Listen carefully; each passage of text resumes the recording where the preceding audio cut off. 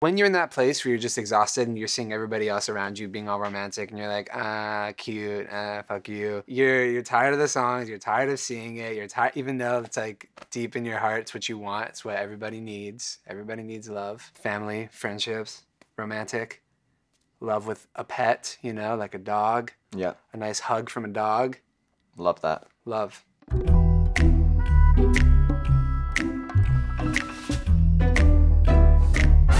I put out all these songs that were called like I Met You When I Was 18. It was all like about one relationship that I like romanticized over and over. And I kind of was coming from this place of like, I'm so, like literally I'm just tired of love songs. But at the same time, I also am very much the type of person who like tortures myself and like beats myself up. So like we were talking about like, I don't know, songs that like you put on, like, I don't know, after you have a night out and you're all like depressed, that remind you, you know, of somebody you used to be with. I love writing so much, and I've always wanted to write for other people, and so it was a lot about like kind of tapping into what Ari was feeling at the time, and for me that involved like going back into the past in past experiences for me, but also into like a really scary hypothetical future of like, oh god, what would I do if I like ended up in that situation? How would I handle that kind of pain, you know?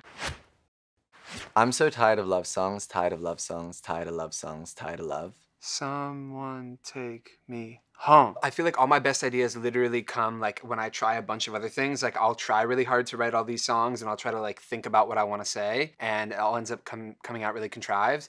And then like all of a sudden like the chorus will just like, or an idea will come that's just, I think more so from a subconscious place. So I was kind of just like hanging out at the piano, and like most of the chorus just kind of like came after I was trying to work on something else, honestly. So it wasn't even really from a conscious place. Just wanna go home, wanna go home, wanna go home, whoa, whoa, whoa. 'Cause I can't be alone. So tired of love songs, tired of love songs, tired of love songs, tired of love. And I'm so tired. Tired of love, tired of love, tired of love. Tired of love. For me, the chorus felt like, it's like one of those choruses that you feel like you've always had in your life. And the fact that the track was so kind of like up and bright, and the lyric was just so simple and so not, and kind of so vulnerable, it really just stuck with me. Party, trying my best to meet somebody. So I went to the LACMA recently, and I remember tweeting that day, like I had this like fantasy, like maybe I'll meet my future wife at the art museum. That's the kind of vibe that the the first line came from, I guess. But everybody around me's falling in love to our song, I. Oh, I. When you miss somebody or you're still like romanticizing a past relationship, you sort of feel like everything is about that person, even if it's not. If a song is playing or like you see a name that looks kind of like their name somewhere, it's like everything is about them. Hate it, taking a shot because I can't take it. But I don't think that they make anything that strong, so I hold on.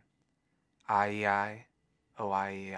When you're like really still caught on somebody, especially if you're the type of person who like will only remember all the good times and romanticize something, you keep thinking like something, I don't know, that you drink like will like numb the pain, but it doesn't really. I don't know, maybe you could try like Four Loko or something, but I don't know, would that be strong enough? Strangers, killing my lonely nights with strangers, and when they leave I go back to our song, I hold on, I, oh I. For the opening lines of the verse, I do this thing sometimes where I really just like let my mind spiral a little bit. Just kind of like worry like, oh, if this was to happen, then that would happen, and then this would happen, and that would feel like this. And you kind of like take yourself down this really dark path, and that's really easy for me to do, and I do it often. I've always thought like, oh, I would just have like a crazy hoe phase. Like I would just go and sleep around as much as I possibly could to try and get past, you know, this experience. I know that that would be unproductive and unhealthy probably. Hurts like heaven, lost in the sound, buzz cut season like you're still around. That lyric is really sad to me, like buzz cut season like you're still around. The thought of putting on a song that you used to listen to with someone that you love and listening to it alone after hooking up with some random, that makes me really, really sad. A big relief was like leaving the session being like, whew, thank God none of that is happening. Can't unmiss you and I need you now. Yeah, I. Oh, I. You know, the shitty thing about missing someone is I really don't think that there is like a cure. It's about finding those temporary distractions, and there's nothing wrong with that. Just surround yourself with family, friends, keep yourself busy if you can, and don't do too much crazy stuff. When you don't have like real love in your life, just trying to like fill that void over and over again. Yeah.